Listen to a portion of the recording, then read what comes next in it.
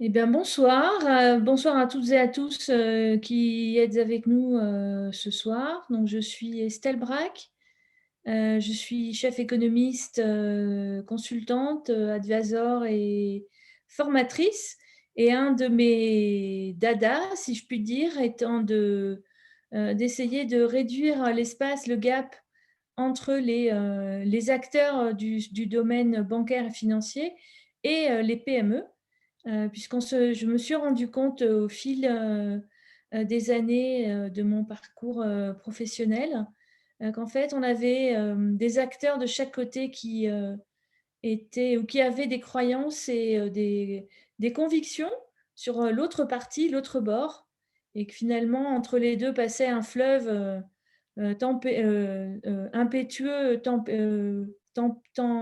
impétueux, et que finalement, en amenant les uns et les autres à mieux connaître l'autre partie, finalement, on arrivait à trouver un lieu de rencontre et que finalement, ce fleuve était pas si large que ça et pas si franchissable aussi qu'on peut le penser. Donc, cette formation enfin, aujourd'hui, ce séminaire est inspiré d'une formation que je donne avec notamment mes collègues du RASEF. Donc, c'est un réseau que nous avons créé, qui est le réseau pour l'Afrique des spécialistes en éducation financière et qui réunit les spécialistes qui ont créé from scratch en Afrique des programmes d'éducation financière, donc notamment en Côte d'Ivoire, au Bénin, à Madagascar, mais pas que. Le réseau est de plus en plus étoffé et ce sont des Africains qui ont créé pour l'Afrique et pour le contexte africain.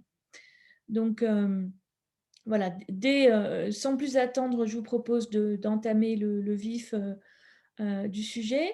Au fil de l'eau de ma présentation, n'hésitez pas donc à partager vos questions. Et puis, comme l'a été indiqué, à mi-parcours, je ferai une pause et je prendrai les questions que vous avez posées dans le chat afin d'y répondre au mieux. Alors, je vais passer en revue un certain nombre de points qui me semblent importants pour bien comprendre la PME dans son contexte financier. Donc, financier, non pas au sens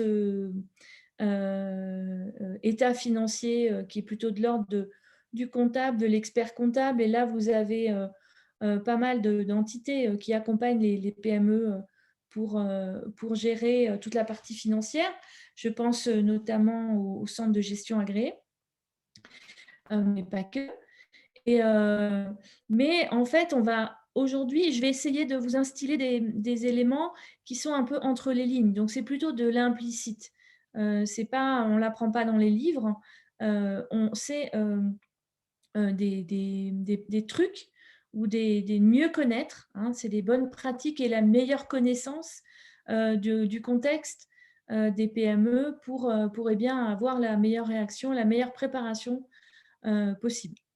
Alors, on va passer en revue la logique financière de l'entreprise, parce que l'entreprise et la PME, elle a une logique financière, les notions de planification et de budget, le financement interne versus le financement externe, comment, où, quand, quoi faire appel au crédit, les différents services bancaires et financiers et la digitalisation.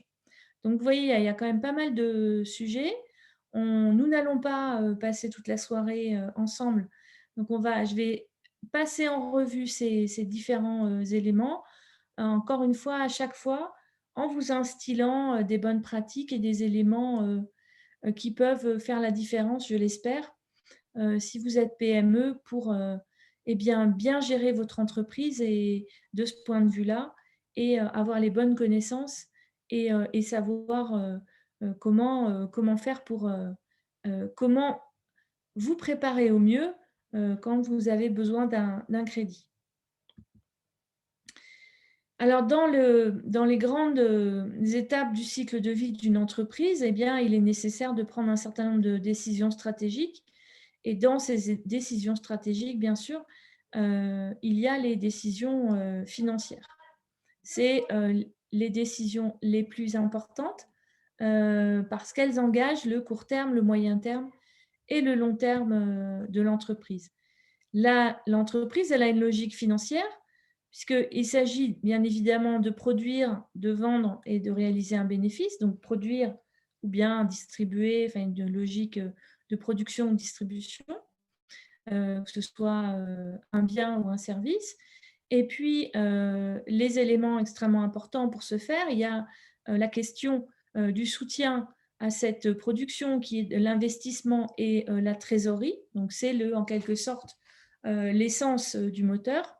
Et la partie financière, c'est comment se procurer justement cette essence du moteur et donc quels sont les meilleurs moyens de trouver des ressources financières pour permettre à la fois cette production à court terme et puis cette production évidemment à moyen et long terme qui correspondent à l'investissement. Alors, deux éléments extrêmement importants qui sont extrêmement importants dans n'importe quel contexte et qui le sont encore plus dans un contexte africain et en plus mis en exergue par le Covid et la situation qui découle du Covid. C'est la planification et le budget qui découle de la planification. Il est hyper important de planifier son business. Pourquoi c'est important de planifier?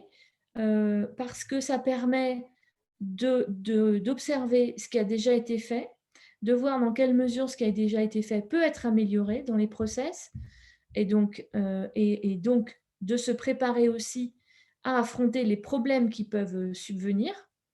Ça permet de baser ses décisions sur des informations financières qui sont stables et qui sont réalistes. Donc, ça veut dire prendre des décisions qui sont le plus proches possible de la situation réelle de l'entreprise. Ça permet aussi plus de clarté et plus de concentration. Et du coup, ça permet de prendre des décisions en lesquelles on a davantage confiance parce que ces décisions, elles sont basées sur une situation réelle et réaliste de l'entreprise et sur une projection réaliste. Donc, c'est extrêmement important. C'est important de le mettre en œuvre. C'est comment on va faire une planification déjà. Planifier, c'est juste se poser déjà à la base. Ce n'est pas forcément extrêmement compliqué, ce n'est pas nécessairement financièrement coûteux, mais ça nécessite un effort de réflexion et de consacrer du temps à s'installer dans une salle, soit le chef d'entreprise tout seul, soit encore mieux avec son équipe, de réfléchir à ce qui a été fait et de réfléchir à la direction que vous voulez voir prendre pour la PME. Dans quelle direction vous voulez aller? On sait que c'est encore plus difficile dans le cas d'une PME. Le chef d'entreprise, il est au four et au moulin. Il est à la fois en train de gérer le commercial, le service après-vente, tous les postes de l'entreprise ou beaucoup de postes. Donc, c'est difficile de s'obliger, de se poser et de réfléchir. Et c'est extrêmement, c'est presque la partie la plus difficile de cette partie, de cette étape, de cette démarche, pardon, c'est d'arriver à se poser. Alors, se poser, c'est pas prendre une semaine et s'isoler, mais déjà arriver à prendre une après-midi, 2 heures, et de réfléchir exactement qu'est-ce que l'on veut faire de l'entreprise. Alors après, si vous voulez aller plus loin, vous pouvez bien sûr faire une démarche avec un consultant, mais là, je parle vraiment de l'initier d'abord au sein de l'entreprise et vous, en tant que chef d'entreprise, quel est votre projet pour votre PME et donc dans quelle direction vous voulez aller. De la planification, c'est-à-dire un peu des étapes vers lesquelles vous voulez aller et pour atteindre la cible, déjà définir quelle est la cible, eh bien, à partir de là, vous allez convertir cette réflexion en chiffres et c'est le budget. Donc, vous donnez une cible à 1 an ou 5 ans, par exemple, eh bien, financièrement, c'est-à-dire en termes des différents postes de votre compte de résultat, comment vous allez le traduire financièrement. Donc, ça va vous permettre déjà de contrôler vos finances, ça va vous permettre de rendre réaliste ou pas votre ambition pour l'entreprise, ça va vous permettre de voir, ça va vous permettre, pardon, de voir si vos ambitions sont conformes avec les ressources actuelles de l'entreprise et évidemment, si ça n'est pas, si les ressources ne sont pas à la hauteur de votre ambition, eh bien, ça génère justement cette nécessité de faire appel à des ressources complémentaires qui vont, on va le voir tout à l'heure, soit des ressources internes, soit des ressources externes. Et du coup, voilà, cette budgétisation, elle vous permet de tracer concrètement les étapes de la première, de l'ambition que vous avez posée dans la planification. Donc, je disais que c'était hyper important dans la zone en période Covid. C'est très important dans l'absolu. Aujourd'hui, en période Covid, c'est important de continuer à le faire, mais vous n'allez pas pouvoir le faire sur une période aussi longue. Alors déjà, on constate, hein, ces dernières années, il est quand même beaucoup plus difficile de prévoir sur le long terme qu'il a peut-être été le cas, ou on a l'impression que ça a pu être le cas auparavant. Néanmoins, là, on peut faire des plans beaucoup plus court terme, mais ça, c'est une chose, ça n'exclut pas de ne pas faire des plans. Donc, c'est nécessaire de continuer à le faire. Mais en même temps, c'est hyper important de vous poser et de réfléchir à la stratégie de l'entreprise parce que justement, la situation Covid a peut-être fait changer des paradigmes sur lesquels vous appuyez la gestion de l'entreprise. Donc, c'est encore plus nécessaire aujourd'hui de vous poser, de réfléchir à comment vous pouvez garantir la pérennité de la PME dans le contexte qui est le nôtre aujourd'hui. Alors, deuxième famille de points que je voulais aborder avec vous aujourd'hui, je l'ai évoqué tout à l'heure, c'est l'accès au financement interne et externe. Alors, je vais faire la distinction entre les deux. D'abord, en regardant les différentes raisons pour lesquelles une entreprise a besoin de financement. Donc, basiquement, il y a 3 grandes familles. La première, c'est au moment de la création de l'entreprise, et encore plus si c'est une entreprise de production qui a besoin de moyens de production, par exemple. Deuxième cas de figure, c'est la gestion de la trésorerie au fil de l'eau, hein, de la gestion de l'entreprise. C'est aussi, je ne l'ai pas mentionné, mais c'est aussi un point important de la partie planification. Quand vous planifiez le budget, donc les grandes dépenses, les grandes recettes sur une année, vous planifiez aussi la trésorerie. C'est-à-dire, vous planifiez au mois le mois les évolutions de votre trésorerie. Est-ce que vous êtes en capacité d'avoir une trésorerie positive sur toute l'année, puisque vous savez bien que les fournisseurs et les clients ne vous payent pas en même temps et qu'en général, vous payez les fournisseurs avant bien sûr, d'avoir perçu les fonds de la part de vos clients. Donc, afin de vous éviter d'être en déficit de trésorerie, c'est aussi une famille d'éléments sur lesquels vous pouvez projeter une prévision sur l'année, au moins l'année à venir. Troisième famille de besoins de financement, eh bien, ce sont les projets d'agrandissement, de croissance qui nécessitent un investissement, une fois que l'entreprise est créée. Donc, c'est soit un agrandissement des locaux, soit une fusion-acquisition avec un autre établissement, un rachat, etc., etc. Donc, c'est une des raisons pour lesquelles on a besoin de financement. Alors, toujours dans cette question financement interne, financement externe, on va distinguer deux grands types de financement, le financement interne, externe. Interne, c'est toute la partie gauche, c'est tout ce qui appartient à l'entreprise, donc ce sont les fonds propres de l'entreprise. Donc, c'est le capital social, les réserves, les résultats, et en termes, là, je parle en termes de documents financiers. On peut la quantifier, elle est matérialisée dans l'investissement dans l'entreprise et sur son compte d'épargne, et on le verra tout à l'heure. Donc ça, c'est ce qui appartient déjà à l'entreprise et ce qu'elle pourrait éventuellement mobiliser pour réaliser un investissement. Ça, c'est interne. Et la partie bleue, c'est la partie externe. Donc, le financement externe, l'entreprise peut faire appel à 2 types de financements différents. Le financement par la dette, c'est le crédit, et le financement par le capital.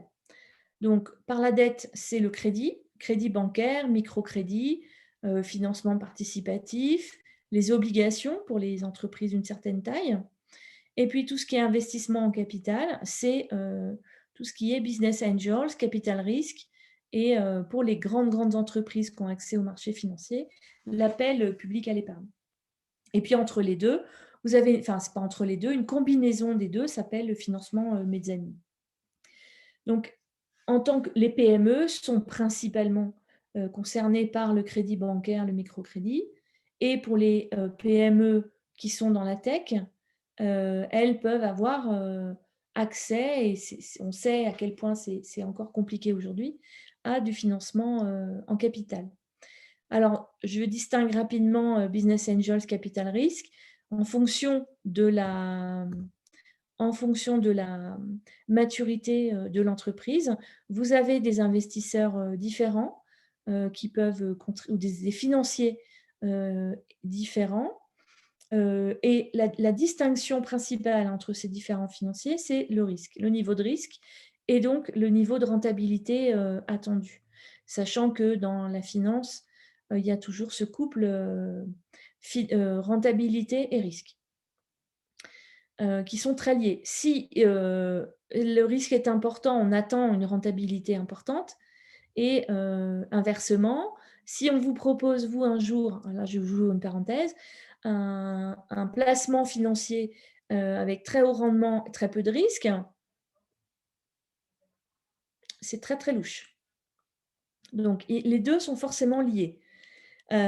Donc les premiers, Love Money, qui sont décrits ici en bas à gauche, c'est ce qu'on appelle l'apport financier de vos proches qui sont justement qui vous connaissent et qui sont prêts à prendre le risque d'investir de l'épargne, apporter du capital dans votre entreprise. Ensuite, vous avez accès à un certain nombre de financements qui sont de l'amorçage, mais qui sont assez orientés quand même tech euh, ces derniers temps, enfin, en règle générale, par des fondations, et c'est de l'apport financier, pas forcément sur le long terme. Et puis après, vous pouvez avoir accès au crédit et par les institutions que j'ai mentionnées, et ensuite un investissement en capital avec les acteurs, des acteurs investisseurs, avec aussi des niveaux de risque différents. Le business angel est celui qui est le plus à même de prendre les risques, sachant qu'il va apporter des fonds contre une part de propriété de l'entreprise, et qu'en règle générale, il va aussi participer à la gestion de l'entreprise. Donc, il va apporter du conseil, de l'accompagnement. Ce sont souvent des entrepreneurs qui ont une expérience et qui sont enclins à la partager avec des jeunes pousses. Alors, sur le continent, là, c'est pour bien vous mettre en exergue le fait que le financement est difficile d'accès en Afrique. C'est global, hein, c'est déjà les PME en général à l'échelle de la planète, c'est vraiment difficile pour elles de trouver des financements. En Afrique, c'est aussi compliqué, c'est au moins aussi compliqué. Alors, 84% des investissements des PME sont financés par des fonds propres. Donc, c'est énorme, alors que la moyenne des pays émergents, des pays en développement, c'est 70%. C'est parce que les PME ont du mal à trouver du financement externe. Dans la part financement externe, le financement bancaire, donc le crédit, c'est 8% en Afrique, alors qu'en moyenne, pays émergents, c'est 11%. Et la part de financement en capital, elle est inférieure à 2%, alors que dans les pays en développement, elle est plutôt de l'ordre de 8%. Donc, l'Afrique sur ce point-là est, je ne veux pas dire en retard, il n'y a pas de règle absolue, mais elle bénéficie c'est encore une terre vierge pour les investissements. Il y a un certain nombre d'acteurs qui interviennent, il y a un certain nombre de fonds qui se créent, qui sont très orientés PME, qui sont orientés aussi PME managées par des femmes. Donc, il y a un certain nombre d'initiatives qui se développent. Je trouve assez dynamique. Donc, il est assez probable que la situation change rapidement. Mais ça, c'est l'état des lieux aujourd'hui. Et ce n'est pas non plus spécifique au secteur bancaire africain. En Europe, on est sur un financement des entreprises en règle générale qui est d'abord un financement par le crédit. 2 tiers des entreprises sont financées par le crédit, 1 tiers par les marchés, alors que c'est l'inverse aux États-Unis. Donc voilà, il y a une part du crédit qui est extrêmement importante dans le financement global. Et puis après, on a un certain nombre de caractéristiques sur les marchés bancaires africains que je ne vais pas développer ici, mais qui expliquent aussi que pour l'instant, le crédit bancaire est plutôt orienté vers le financement de la dette des gouvernements et pas assez vers les entreprises. Et c'est encore, si je peux le dire maintenant, c'est parce que c'est un constat qui est complètement uniforme et enfin qui est fait, qui est posé. Il n'y a pas d'ambiguïté sur ce constat et voilà, il y a un certain nombre de travaux qui sont faits pour que ça change. Encore une fois, je ne veux pas dire qu'il y a des gentils et des méchants. Il y a toute une histoire. J'ai écrit un bouquin sur les systèmes bancaires et financiers en Afrique pour raconter l'histoire. Donc, on vient pas de là où on est aujourd'hui. On a déjà, il y a une grande évolution qui a eu lieu.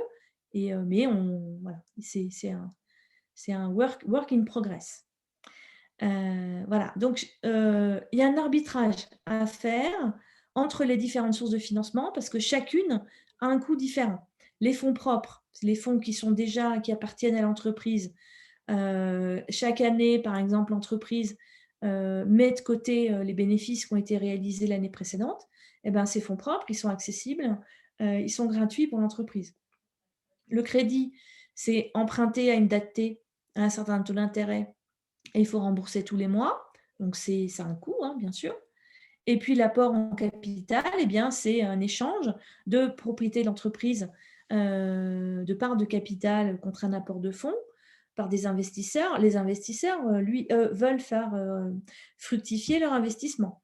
Donc, les investisseurs, ils peuvent vous demander justement, enfin, leur intérêt, c'est que la PME ait une croissance importante et donc qu'elle se valorise et donc que la part de l'investisseur dans le capital de l'entreprise se valorise. Donc, vous avez des investisseurs qui sont des investisseurs de très court terme qui vont vouloir une croissance rapide de la PME et vous avez des investisseurs qui sont là pour plus longtemps. Donc, chaque investisseur ne se vaut pas. C'est-à-dire, c'est comme un mariage, vous choisissez votre conjoint. Et bien là, vous choisissez, si vous avez accès à des investisseurs, il est important de choisir votre investisseur parce qu'il va avoir une influence non négligeable sur la vie de votre entreprise et sur son management.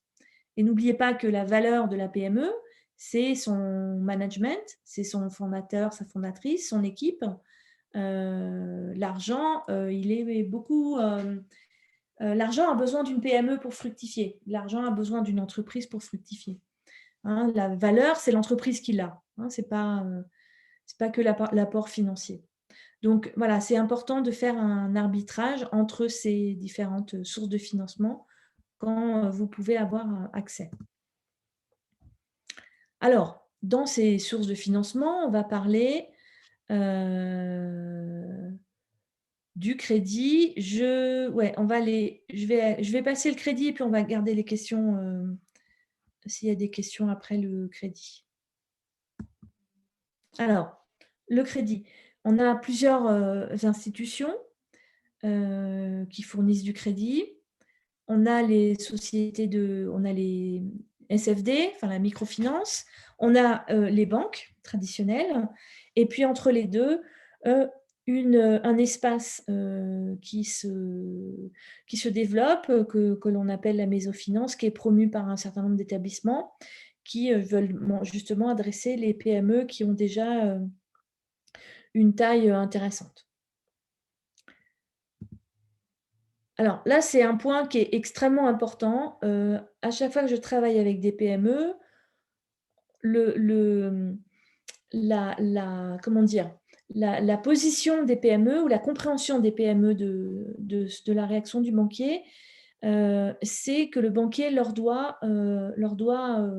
le crédit. Parce que la banque détient l'argent des épargnants. Alors, il est hyper important de comprendre la position du banquier. Le banquier n'est pas qu'un ennemi. Le banquier, quelque part, il défend aussi vos intérêts. Je vais m'expliquer. C'est un peu abrupt de dire ça comme ça, mais le banquier, lui, il a un objectif, c'est d'être remboursé. Pourquoi? Parce que le banquier, il ne prête pas son argent personnel. Le banquier, il prête votre argent. Il prête l'argent que vous avez, vous, épargnant, déposé à la banque. Autrement dit, le banquier, il va prêter aussi mon argent. Moi, j'ai envie que l'argent que le banquier prête à une PME, à un particulier, à quiconque, lui soit remboursé. Parce que s'il n'est pas remboursé, quelque part, c'est mon argent qui ne revient pas. C'est l'argent que j'ai confié à la banque qui ne revient pas. Donc, c'est hyper important de comprendre ça. Le banquier, il a une position qu'on peut peut-être qualifier pour être un peu extrême de fonctionnaire. Mais lui, son objectif, il n'en a qu'un, c'est pas compliqué, c'est d'être remboursé. Donc, pour être remboursé, en fait, il va prendre un certain nombre de prédispositions avant d'accorder ou pas un prêt. Il va s'assurer que l'entreprise ou la personne à qui il va prêter de l'argent va pouvoir lui rembourser. Donc, et de ce point-là vont découler des tas d'éléments. Le premier, c'est qu'il va gérer son risque. Son job, c'est l'information et le risque. C'est de limiter le risque de ne pas être remboursé. Donc, pour limiter ce risque de ne pas être remboursé, il va essayer d'avoir un maximum d'informations sur le client à qui il va prêter. Donc, ça entraîne les éléments de crédibilité, de connaissance, d'information et de garantie. C'est vérifier, c'est avoir des informations fiables de la part du candidat au crédit, crédible, mais aussi, déjà, je reviens en arrière, c'est le banquier pouvoir avoir des informations. Ça veut dire que le banquier ne sera jamais le premier qui prête, qui apporte des fonds extérieurs à une entreprise. Parce que le banquier, il a déjà besoin de voir l'entreprise évoluer un certain nombre de mois, d'années, pour avoir justement une vision de la gestion de l'entreprise, une vision du fondateur, de la fondatrice, du management et de leur capacité à bien gérer l'entreprise, donc à faire fructifier l'entreprise et donc à faire fructifier, réussir un investissement par exemple et faire fructifier ses fonds et donc d'être en capacité de rembourser. Donc c'est ça qui est extrêmement important. Il a besoin d'avoir un maximum d'informations. Donc pour avoir ces informations, il y a tous les éléments papier, financiers qui sont importants. Donc c'est pour ça qu'il est extrêmement important de fournir aux banquiers des états financiers, compte de résultats, compte d'exploitation, bilan, qui sont faits dans les règles de l'art et qui sont fiables. Si le banquier a le moindre doute sur la fiabilité des informations qui lui sont communiquées, il ne va pas prêter. Vous devez, vous en tant que PME, inspirer confiance au banquier. Donc le banquier, bien sûr, doit avoir votre confiance aussi, mais vous devez lui inspirer confiance.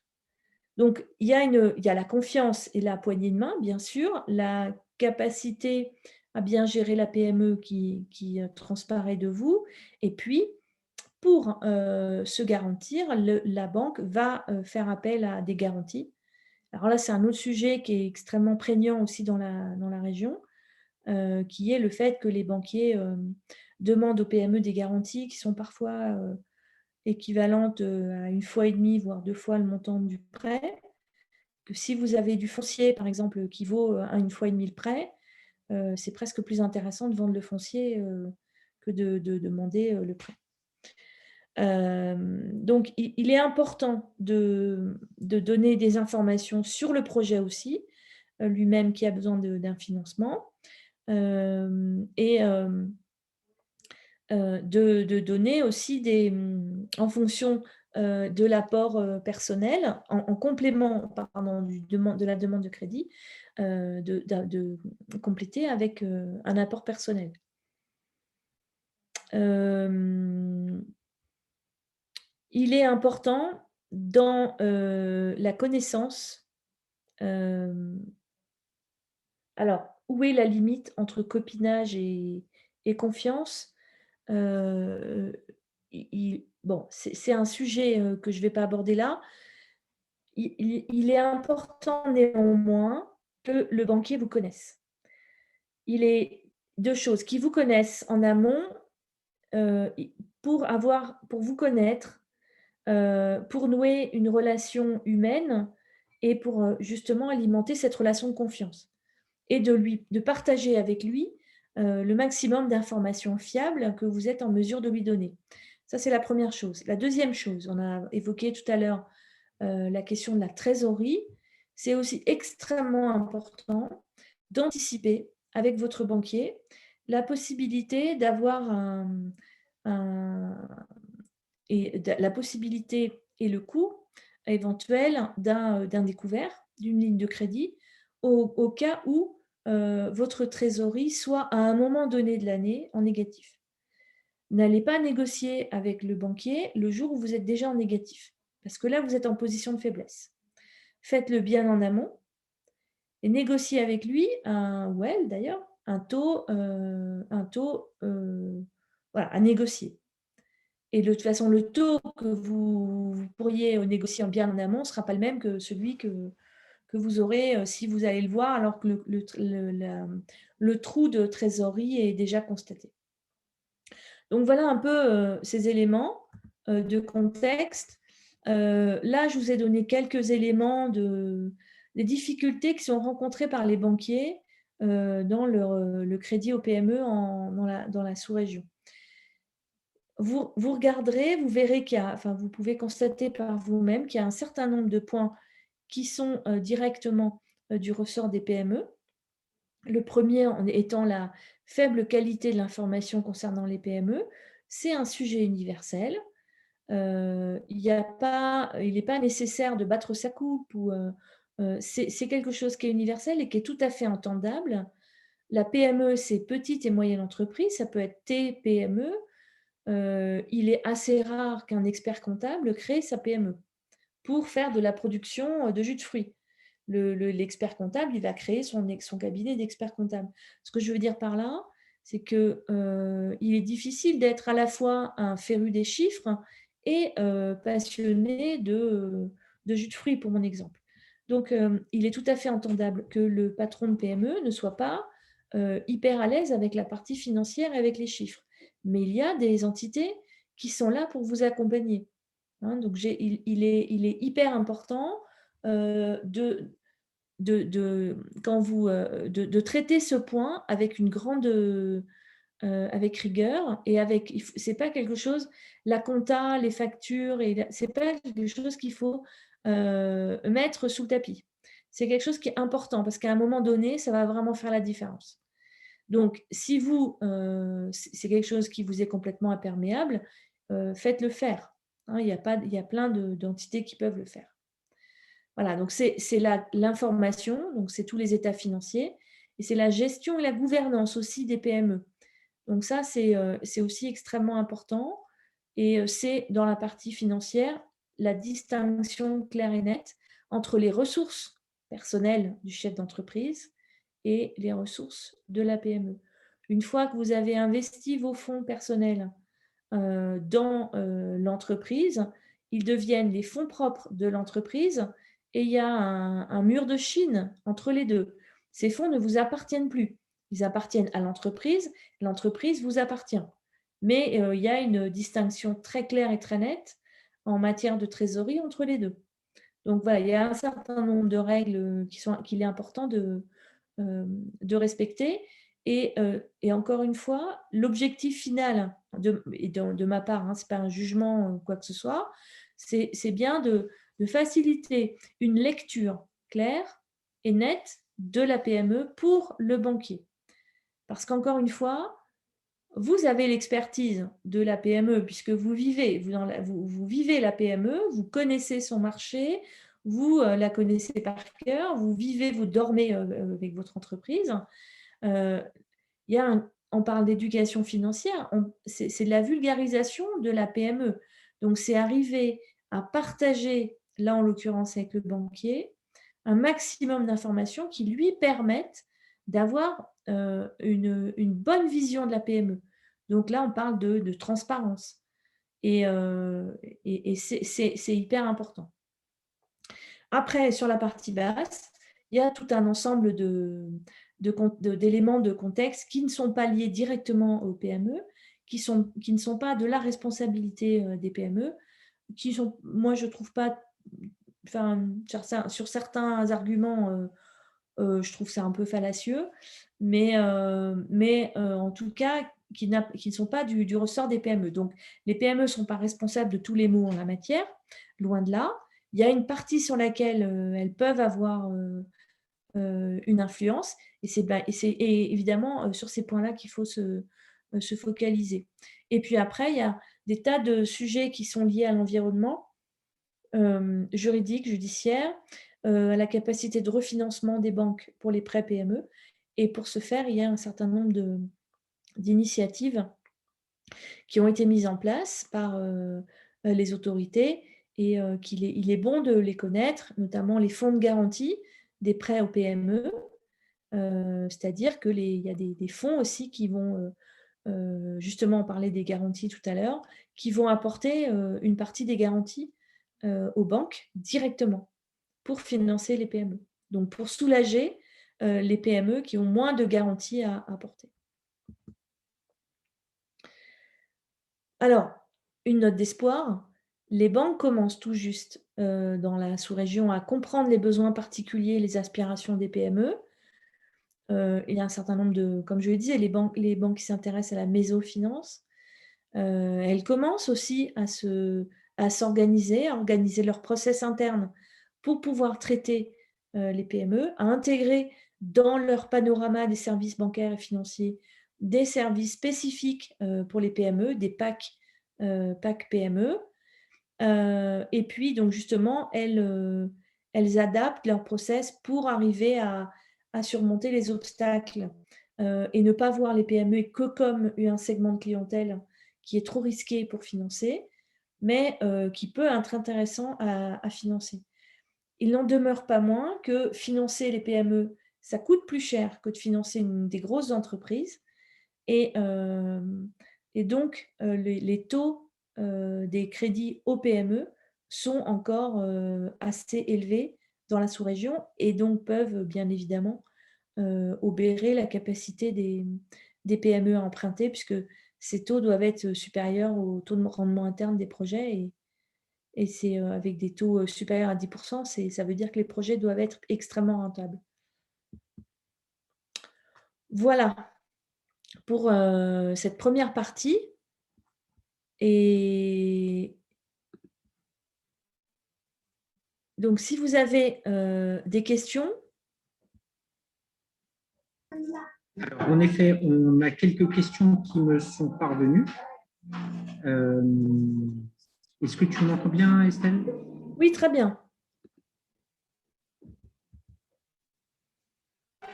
Alors, la première, c'est Omar qui demande si on est à la merci des clients qui eux-mêmes sont très volatiles du fait du Covid et de la performance des commerciaux dont la gestion est difficile à anticiper, comment planifier sans se tirer une balle dans le pied? Autrement dit, il faut avoir un peu de visibilité pour pouvoir planifier comment faire quand on est une toute petite entreprise et qu'on est finalement un peu qu'on ne maîtrise pas vraiment l'avenir, même à assez court terme. Il y a un sujet c'est un sujet qui est extrêmement important dans la planification et dans la gestion de la trésorerie, c'est la gestion des clients et des fournisseurs et la gestion du crédit clients et fournisseurs. À savoir que c'est l'introduction du service recouvrement. Alors, d'une chose, c'est à la fois quand vous accordez un délai de paiement à vos clients, eh bien, c'est comme si vous leur accordiez un crédit. Donc, effectivement, ça peut être commercialement intéressant. Maintenant, sachez que si vous accordez un crédit à votre client qui ne vous paie pas et que vous vous retrouvez en déficit de trésorerie et que vous soyez dans l'obligation vous-même de demander un crédit à la banque va vous le faire payer. Donc, le suivi fin des clients et des fournisseurs, c'est extrêmement important aussi. Et donc, de relancer les clients qui ne payent pas et de mettre en place effectivement, il y a une action de mise en place de process aussi pour essayer de fluidifier au mieux justement ces flux entrant des ressources. Donc, je ne réponds pas directement à la question parce que c'est un cas particulier et c'est un peu compliqué. La prévision, vous n'allez pas prévoir l'avenir, mais la prévision et la planification, elle vous permet de mettre, vous pouvez mettre noir sur blanc, vous pouvez distinguer ce que vous pouvez prévoir et ce que vous ne pouvez pas prévoir. C'est ce que vous pouvez planifier et puis vous avez quelque chose que vous ne pouvez pas bien planifier. Mais déjà, de pouvoir faire la distinction entre les deux, c'est important. Parce que ce que vous pouvez planifier, c'est votre base. Vous pouvez planifier en fonction de votre activité que vous allez avoir un regard. Si vous avez une activité qui est saisonnière, vous avez une activité plus importante à telle période, etc. Il y a un certain nombre de choses que vous pouvez planifier. Et donc déjà, vous pouvez, à la louche, déjà avoir une tendance. Et ça, déjà, c'est important d'avoir cette tendance. Et donc, c'est ce que je disais par rapport au Covid. Le Covid accentue la partie qui est flottante. Vous avez une partie corps et une partie comment dire, une partie centrale, le noyau central que vous pouvez planifier, et puis la partie volatile de part et d'autre, l'écart type. L'écart type, il est beaucoup plus important en Covid. Mais si vous pouvez déjà faire sur la partie centrale, c'est déjà important. Après, sur l'activité des rentrées d'argent et des commerciaux, il y a peut-être aussi des incentives que vous pouvez mettre en place pour l'activité commerciale, mettre des deadlines, des promotions, des bonus si les fonds sont rentrés à telle période, etc. Donc, j'ose pas trop, j'ai pas trop de détails sur votre situation, donc je ne veux pas trop m'engager pour pas dire de bêtises. Ok, j'ai une autre question, j'ai même deux autres questions, mais qui sont toutes les deux aussi des cas particuliers. J'ai Félix qui dit que mon entreprise de e-commerce est à cheval entre Bénin, Togo et Côte d'Ivoire. Nous sommes fortement impactés par le Covid, au point que je vais peut-être devoir fermer en juin ou en juillet, faute de revenus suffisants. Je n'ai jamais réussi à obtenir un prêt bancaire car je n'ai pas de garantie. Ai-je une chance d'en obtenir un et où? Sous-entendu, grâce au fonds Covid, est-ce qu'il y a des solutions supplémentaires actuelles qui permettraient à une entreprise qui n'était pas éligible au crédit à le devenir ou à obtenir en tout cas une solution pour se sortir de sa situation difficile? Mais chacun des pays de la sous-région avait mis en place un fonds Covid pour soutenir les PME. Alors là, il faudrait voir où est enregistré votre PME, dans quel pays des trois que vous citez. Et alors, il y a d'une chose, ces aides des fonds. Après, sur le... Là, c'est effectif. Enfin, quand la situation va mal, c'est là où c'est difficile. Hein, c'est encore plus difficile d'obtenir des crédits. Mais regardez, alors je ne sais plus, pour la Côte d'Ivoire,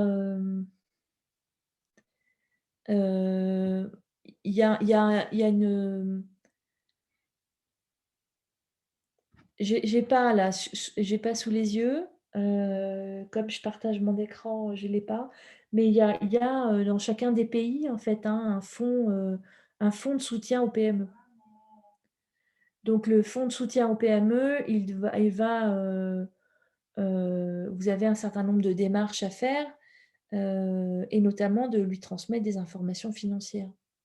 Mais il y a des solutions qui ont été mises en place. D'accord, très bien. Du coup, je pose la troisième question. Il y en a même une quatrième qui vient d'arriver, mais on va peut-être la garder pour la fin. Je ne sais pas quel temps vous voulez accorder à cette petite pause questions-réponses.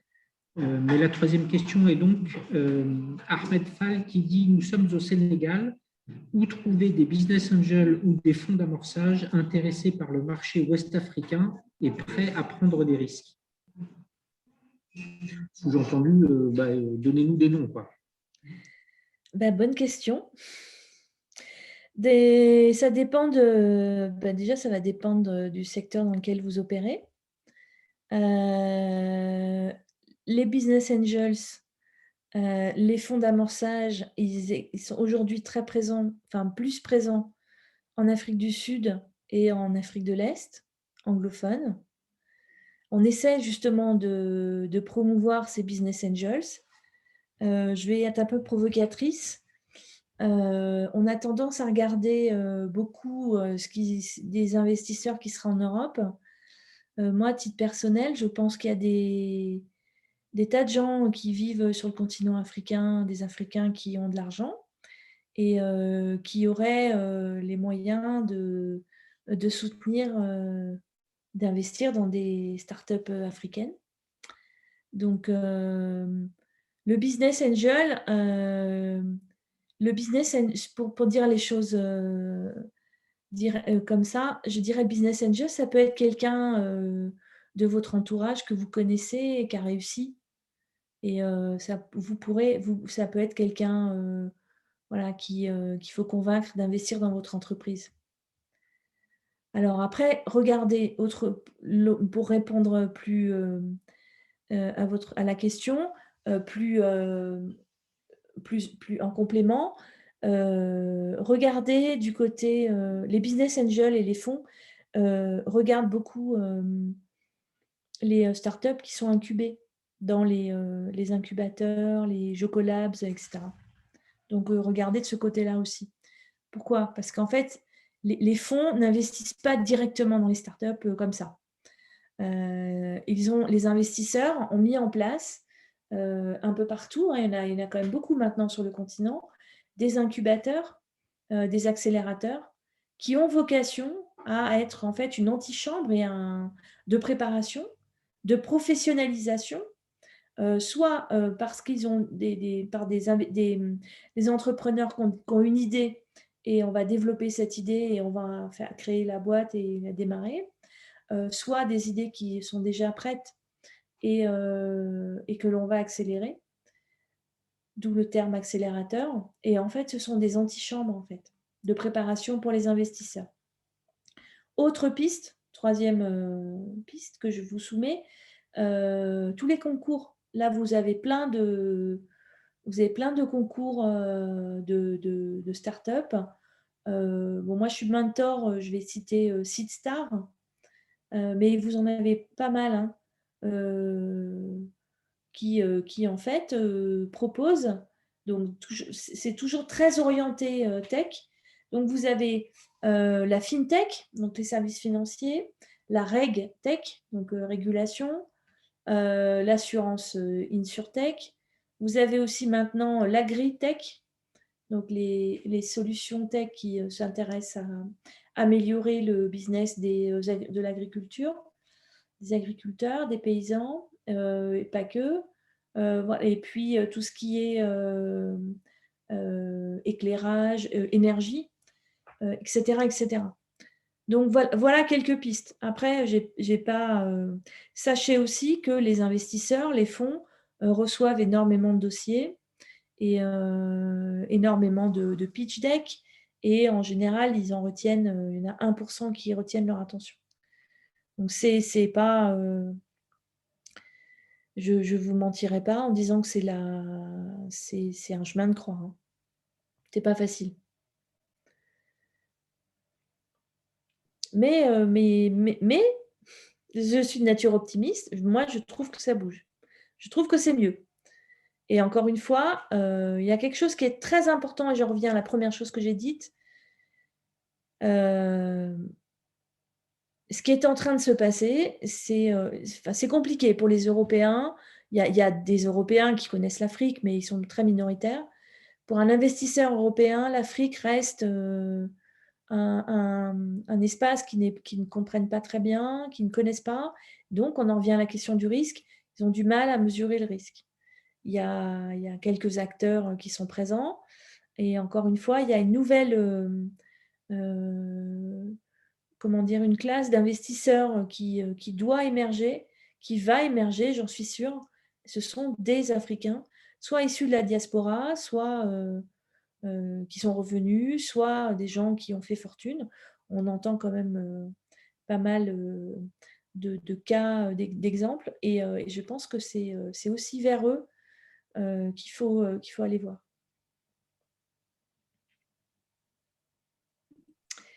Voilà, je suis désolée, je n'ai pas donné une liste de noms avec leurs coordonnées, mais…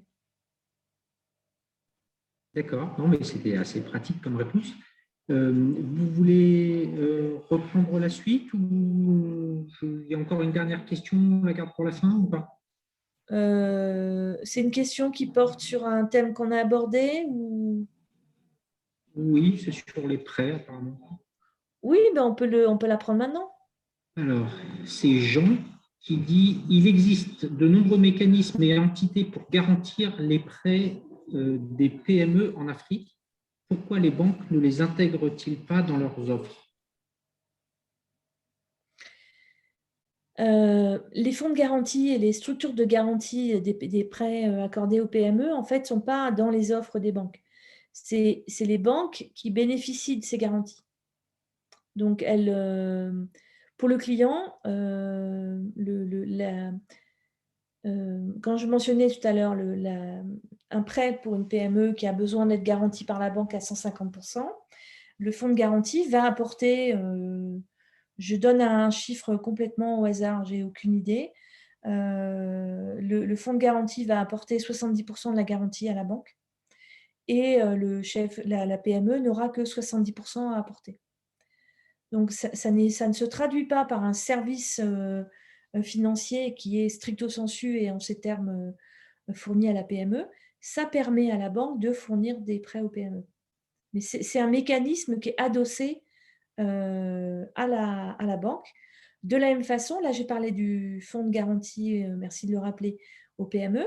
Il y a aussi une capacité de refinancement, notamment, sauf erreur de ma part, qui a été fournie par la BCAO, capacité de refinancement, c'est-à-dire que les banques les banques se fournissent, alors je l'ai mentionné tout à l'heure, les banques, elles utilisent les liquidités des déposants pour prêter, elles se refinancent aussi, soit auprès des autres banques, mais dans la sous-région, ce n'est pas très actif, soit elles se refinancent, elles empruntent à la Banque centrale, et donc là, elles vont emprunter à la Banque centrale à un taux bonifié.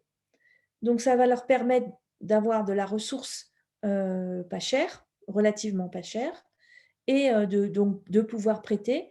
Elles vont assez classiquement, c'est comme un distributeur, hein. Elles empruntent à la BCAO à 7% et elles vont marger pour la gestion du risque et de l'information et elles vont refinancer à 8%, à 8 ou 9% aux PME. Ce qui leur permet, voilà, elles se refinancent à un taux bonifié, donc moins cher que ce qu'elles vont trouver par ailleurs. Ça permet donc du coup de proposer des taux plus bas. Très bien. Une dernière question qui vient de tomber dans le chat. C'est Asiha qui nous dit: Bonsoir, je suis au Bénin. Nous sommes spécialisés dans le BTP. Vu que la procédure est complexe avec les banques, est-ce qu'il y a d'autres mécanismes pour toucher les investisseurs? C'est encore plus compliqué de solliciter les investisseurs que de solliciter les banques. Les investisseurs, c'est typiquement les investisseurs qui vont demander des business plans et donc de décrire toute l'histoire, la philosophie de l'entreprise, son plan de communication, son analyse de marché, etc.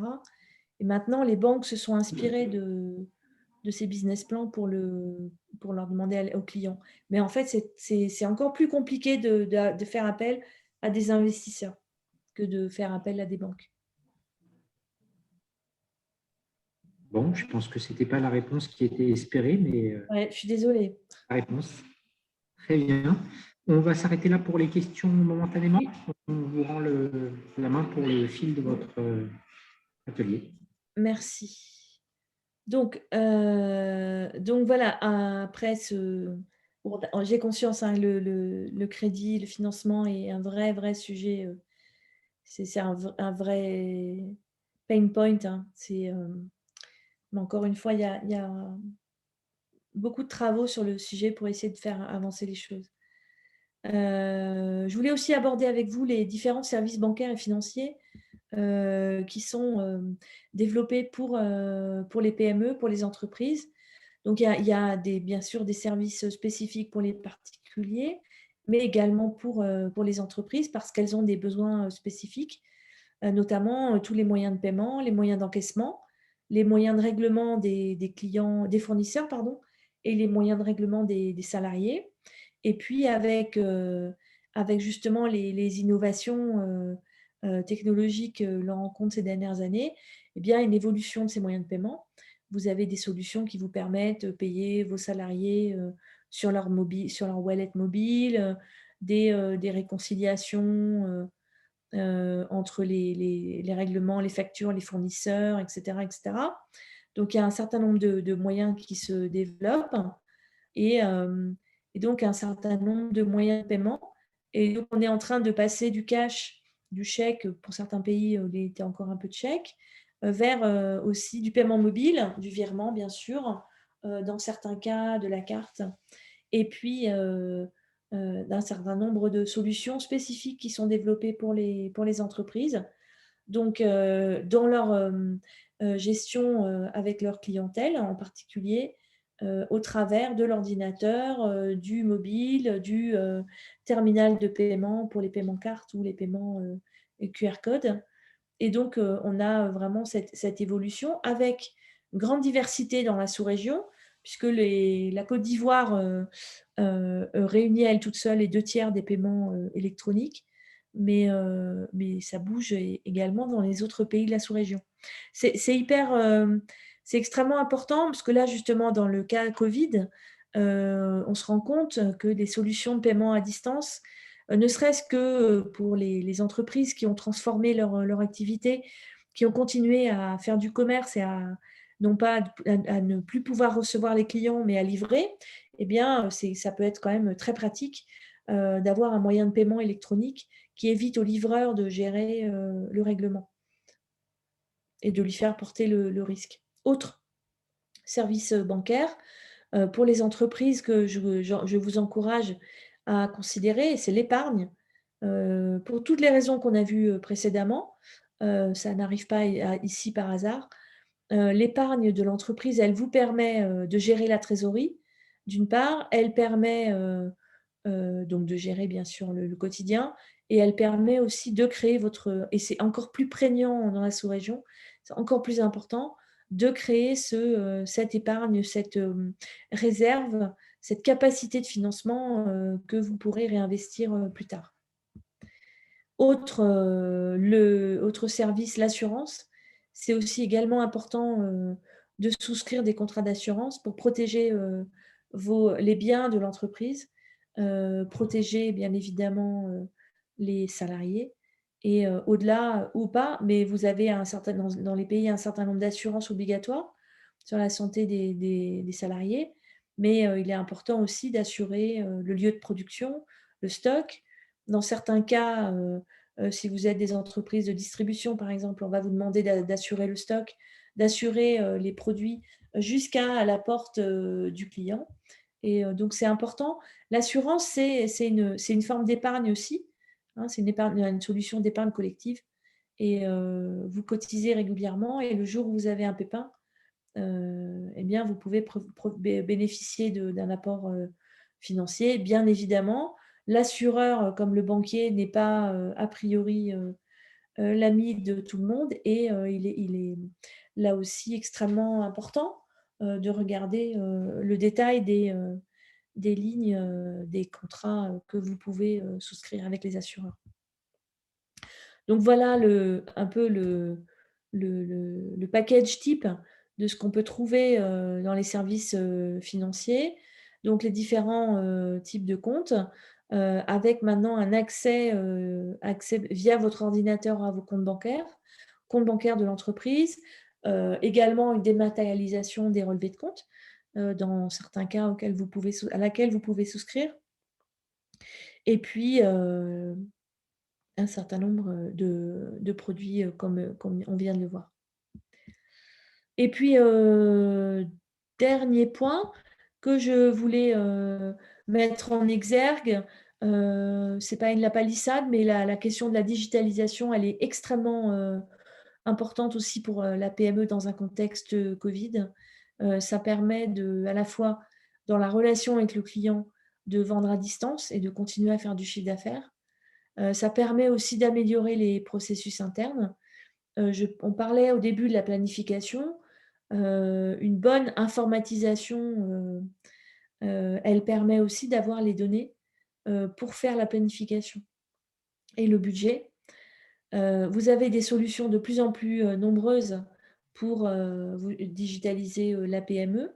Il y a là après des questions d'arbitrage à faire entre développer en interne ou outsourcer par des boîtes en externe. Bon, en règle générale, vu la taille de la PME, l'outsourcing est quand même la meilleure solution. Je pense en particulier aux solutions de paiement à distance. Là, une étude de l'ICANN, c'est l'institut qui gère les noms de domaine sur Internet, et les solutions de paiement en ligne permettent de générer des revenus supplémentaires de 7% pour les PME. Donc, ce n'est pas anodin. Vous avez ici l'exemple WhatsApp. Donc, il y a pas mal de solutions différentes qui se mettent en place. Et donc, on peut aller juste vers du paiement à distance, et on peut évoluer vers du commerce en ligne. Et donc, dans ce secteur-là, je signale l'existence d'agrégateurs, donc des fintechs, qui sont agrégateurs de paiement et qui vous permettent d'intégrer des solutions qui vont vous permettre d'accepter des paiements de tous les fournisseurs, c'est-à-dire fournisseurs de paiement de wallet, c'est-à-dire des solutions interopérables où vous allez à la fois pouvoir accepter des paiements de wallet Orange, MTN, Wari, etc. Et donc, vous faites une intégration et vous avez accès à tous ces moyens de paiement. Vous pourriez faire le choix d'intégrer Orange d'un côté et les autres les uns après les autres. Ça s'avère un peu plus onéreux. Donc parfois, il est intéressant de payer un agrégateur qui va faire le boulot à votre place. Et il va le faire une fois. Voilà pour cette deuxième partie qui était plus courte, plus services financiers. Et est-ce que vous avez des questions sur cette partie-là? Ou encore, est-ce que vous auriez des questions en général? Alors, j'ai une question qui est tombée tout à l'heure. C'est Cher qui nous dit « Nous avons emprunté presque 100 millions à Locafrique à un taux de 18% hors frais. Où vont les intérêts exactement ?» Autrement dit, qu'est-ce qui peut justifier 18% d'intérêt sur un prêt à une PME et comment ça se construit ce 18%? Bah déjà, si vous avez la vidéo, vous voyez mon regard quand j'entends 18%. 18% parce que la ressource est extrêmement chère. Non, je reformule. 18% si la ressource est chère. Or, les taux de la BCEAO, les taux de la Banque centrale ont considérablement diminué ces dernières années. Donc, ils sont largement en deçà de 18%. Ils sont plutôt bien inférieurs à 10%. La différence, c'est la rémunération de tout le travail de préparation de la gestion du risque et de la transparence, de l'information, du risque et de l'information. Donc, et je me permets de m'associer à Cher. 18%, c'est ce que l'entreprise gagne. En gros, c'est l'équivalent d'une marge. En gros, le banquier, pour lui prêter l'argent, en sachant que le banquier ne fait que, entre guillemets, prêter l'argent et que c'est Cher qui fait le boulot, le banquier lui demande finalement l'équivalent de la rémunération de l'entreprise. oui, du coup, effectivement, en prêtant 18%, il mange la marge de l'entreprise. Ouais, je suis d'accord avec c'est un raisonnement. Le 18%, du point de vue du prêteur, c'est le coût de sa ressource plus les frais de production du prêt. Si on regarde la banque comme une entreprise, plus sa marge, effectivement. Donc, ça veut dire deux choses. Ça veut dire qu'il a une ressource élevée, à un prix élevé. Ça veut dire que ses process de gestion du prêt PME sont pas bons parce qu'ils sont ils sont pas du tout rationalisés. Ça veut dire que derrière, il a certainement pas de refinancement, il ne s'est pas refinancé à un taux bas. Ou alors il le fait et là, c'est pas très correct. Donc 18%, c'est scandaleux. J'aurais tendance à penser la même chose. Et d'un autre côté, j'imagine que je ne connais pas du tout la situation de Cher ni quelle est son entreprise, mais j'imagine que s'il a accepté un tel deal, c'est qu'il n'en a pas eu d'autres. Et donc, ça veut dire aussi quelque chose sur le reste du marché, finalement. Oui, oui, complètement. Mais la concurrence du crédit bancaire, c'est le microcrédit. Le microcrédit, on en a beaucoup parlé. Le microcrédit, c'est du 18%, c'est du 20% de taux d'intérêt. Et on va le comparer. Alors, ne le comparons pas avec les taux auxquels on emprunte en Europe aujourd'hui. Ce n'est pas du tout le même marché. Néanmoins, il faut comparer le contexte de la sous-région. On va le comparer avec le taux auquel prêtent les Margouillas en Côte d'Ivoire, qui va être du 50%. Donc, on en est là. C'est ça que je veux dire. On en est dans cette situation-là où le 18%, c'est en quelque sorte, il n'y a tellement pas suffisamment, comme vous l'avez dit très bien, il n'y a suffisamment pas d'offres de crédit aux PME pour considérer que prêter à taux à 18%, ça reste un privilège. Ou obtenir un crédit à 18%, c'est un privilège. Donc, c'est le signe qu'il y a un vrai sujet, un vrai problème. Et une PME qui emprunte à 18% ne peut pas ne peut pas générer de profit, ne peut pas marger là-dessus. Le taux de rendement interne de son projet, il ne peut pas être supérieur à 18%. Donc, c'est un vrai problème. J'ai d'autres exemples de PME au Sénégal qui sont complètement bloqués dans leur expansion parce qu'ils ont besoin de fonds externes et qui trouvent à 15%, et à 15%, ils ne margent plus.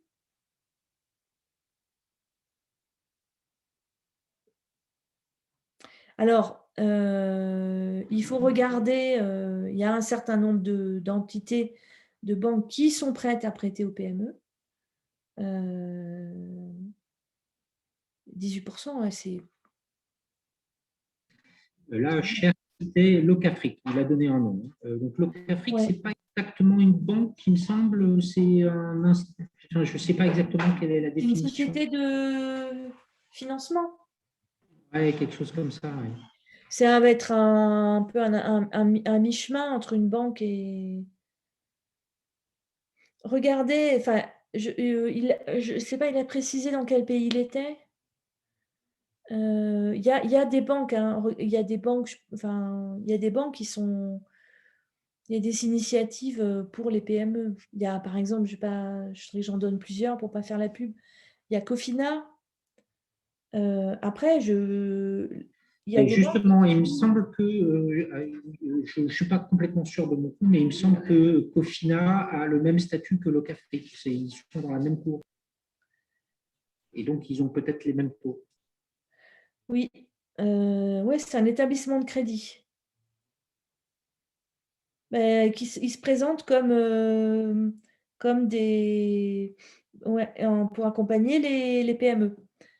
Après, c'est dans les 18%, il y a leur estimation du coût de gestion des PME.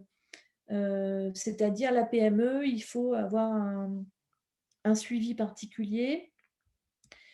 Comme on l'a mentionné tout à l'heure, les PME n'ont pas forcément des documents financiers qui vont bien. Donc, il y a un accompagnement des PME pour établir ces états financiers, etc., etc. Il faudrait aller plus dans le détail. Mais oui, mais je suis tout à fait d'accord pour dire qu'il y a un vrai problème, il y a un vrai sujet. Et Oui, là, c'est juste une aparté, mais effectivement, 18% sur un prêt à 100 millions, ça fait 18 millions. Ah 18 oui, millions, c'est… quoi que ce soit, c'est quand même, ça me semble assez confortable. Ouais, ah bah oui. Non, mais puis il ne reste pas, il ne reste rien pour la PME. C'est ce qui m'inquiète le plus. Bon, donc du coup, on part sur ce constat. J'ai une deuxième question de Félix. Alors, c'est une question un peu longue. Il nous dit, nous souhaitons que nos clients utilisent le paiement en ligne, mais la plupart des solutions sont hors de prix, autour de 3%. Donner 3% de notre précieuse marge à une structure qui nous traite en vache à lait, c'est difficile à assumer pour une direction générale. Selon vos chiffres, 7% de chiffre d'affaires en plus pour 3% de marge en moins, c'est catastrophique. Autrement dit, on ne s'y retrouve pas, quoi. Ben ouais, mais la solution de paiement en ligne, enfin, il y a des tuyaux, c'est pas qu'une vache à lait, elle vous rend un service. Si je peux me permettre d'abonder dans son sens, après je vous laisserai expliquer, mais c'est vrai qu'en France, par exemple, comparant peut-être des choses comparables, mais en tout cas en France, je sais qu'une transaction Visa coûte aux alentours de 0,3-0,4%. Et j'ai constaté effectivement sur des offres en Afrique de l'Ouest une transaction Visa facturée à 3% en ligne, en paiement en ligne. Je sais que les transferts d'argent, ils sont en train de baisser parce qu'il y a un certain nombre d'acteurs qui sont en train de mettre la pression, mais on était autour de 3%. Et parfois, quand on passe par un intégrateur, on est même à, il faut la part de l'intégrateur, donc on est quasiment à 4%. Et ça, je comprends que pour un chef d'entreprise qui fait 10% de marge, donner 4% à son intermédiaire juste pour encaisser, ça lui reste en travers de la gorge. Ouais, mais je comprends. Alors, alors je vais faire et je vais faire ma spécialiste paiement, mon argumentaire du paiement, comparé au coût du cash. Le cash, a priori, ça ne vous coûte rien, en fait, ça vous coûte de l'argent. Parce que le cash, il y a une partie du cash qui disparaît, parce que il y a le cash, il faut le gérer, et le cash, il faut aller le déposer, etc. etc. Donc, déjà, ne regardez pas la dépense supplémentaire comme une dépense supplémentaire nette. Cette dépense supplémentaire, il faut en enlever un petit peu parce que vous avez moins de cash à gérer et que le cash coûte de l'argent. Sauf que le coût du cash, vous ne le voyez pas. Il n'est pas écrit, il n'est pas quantifié. Donc ça, c'est la réponse de la lobbyiste. Mais pour avoir fait des estimations du coût du cash, il y a vraiment un coût du cash, hein. Et là, j'ai fait une parenthèse. J'ai fait une évaluation de l'introduction de l'intérêt pour tous les acteurs du marché de l'introduction d'une monnaie digitale de banque centrale en zone euro. Il y a plusieurs milliards d'euros à récupérer. Donc ça, c'est une chose. Et la deuxième chose, oui, alors c'est pour ça qu'il faut bien regarder, utiliser un agrégateur qui vous permet d'accepter tous les moyens de paiement. Voilà, c'est pas juste un moyen de paiement, mais plusieurs moyens de paiement. Et oui, à partir du moment où vous acceptez les moyens de paiement, les différents moyens de paiement, il y a des frais à payer. La commission commerçant carte, acceptation carte en Europe, elle est à 0,5%, voire moins. Après, derrière, il y a des frais. Il y a le système carte, il coûte aux uns et aux autres parce qu'il y a une garantie. Donc, après, voilà, il y a toujours cette question. Et ça va, plus il y aura des opérations électroniques, c'est encore un autre sujet. Ce qui se passe aujourd'hui, c'est un sujet politique, à mon avis, qui n'est pas forcément notre sujet aujourd'hui. Mais aujourd'hui, les opérateurs de monnaie électronique sur le continent sont des acteurs privés de la téléphonie et pas des opérateurs de la monnaie. Donc, ils marchent bien évidemment au passage. À une époque, le revenu, je ne sais pas ce qui est d'actualité, la marge les revenus d'Orange Money, c'était 40% des commissions cash in, cash out. Donc oui, c'est une vache à lait. Donc c'est la situation en l'état d'aujourd'hui. Et après, c'est un arbitrage et après une négociation. Si vous avez du volume, il y a ce qu'annonce la plateforme, l'agrégateur. Maintenant, il y a une grosse concurrence entre agrégateurs. Donc, faites jouer la concurrence et négociez les tarifs. Et voyez ce que vous pouvez obtenir. Vous êtes en position de force. Vous n'êtes pas en position de... C'est pas qu'une position et vous impose des choses. Il y a une concurrence. Il y a plein de nouveaux agrégateurs qui veulent s'installer. Moi, je bosse pour des agrégateurs qui me disent qu'ils travaillent, ils galèrent aussi de leur côté. Donc, c'est pas des gens, c'est pas un tableau blanc et gris, blanc ou noir. C'est compliqué pour tous les acteurs. Je défends personne, bien évidemment. C'est pas du tout mon objet. Mais le conseil que je peux vous donner, c'est de regarder qui sont les acteurs sur le territoire et de négocier avec eux. Très bien. Et enfin, j'ai une dernière question de Saliou qui vient d'arriver, qui dit nous avons testé de nombreuses banques et c'est une catastrophe. Quelles sont les banques africaines les plus adaptées aux PME digitales? Et il met entre parenthèses, nous sommes au Sénégal.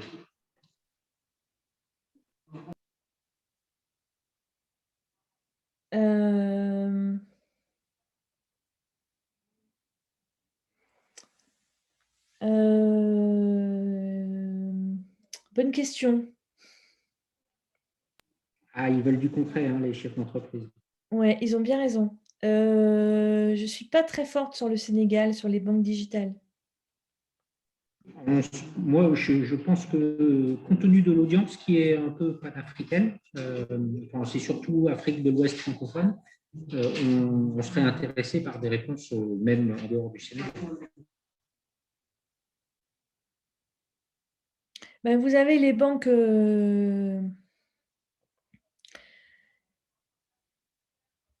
Ecobank est pas mal en matière de digital et en matière, ils ont bien fait le virage. Donc vous avez Cofina aussi qui a bien fait qui s'est créé. Cofina, c'est une banque digitale de base.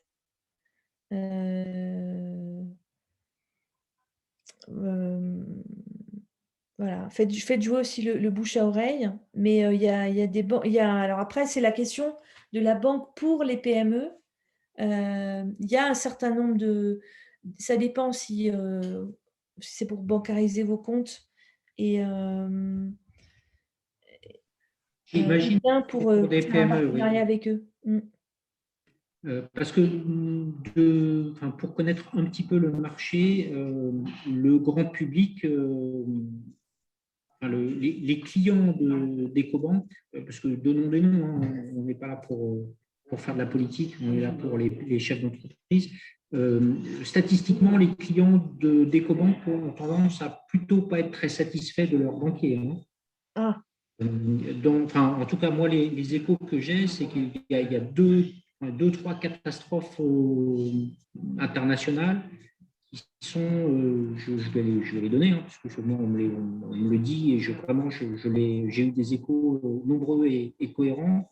Ecobank, BOA, CBAO sont, en tout cas au Sénégal, en tout cas, enfin oui, plutôt autour du Sénégal, ont une extrêmement mauvaise presse. Mais c'est peut-être pas pour les PME, c'est peut-être pour les professionnels, pour les particuliers, pour des individuels, quoi. Peut-être que pour les PME, c'est différent. non, pour les PME, je pense que c'est encore plus compliqué. Les banques africaines, les banques africaines sont ont du mal à prendre le virage du digital. Elles sont en plein dedans, elles ont longtemps tergiversé, il faut y aller, il ne faut pas y aller, et elles sont extrêmement en retard. Donc vous avez les banques, les PME, c'est le retail. Hein. Et traditionnellement, les banques africaines ne font pas du retail.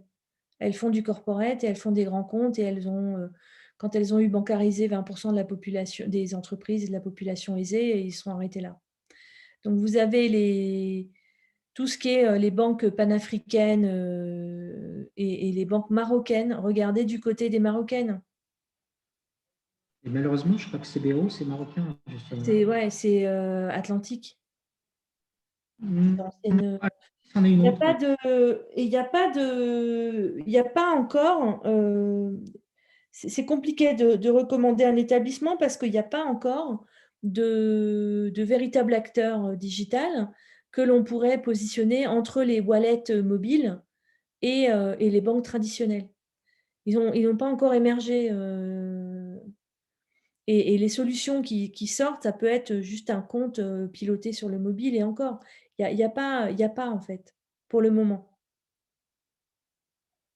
Et c'est en cours, il y a des projets qui sont en cours, mais pour l'instant, il y a un vrai déficit.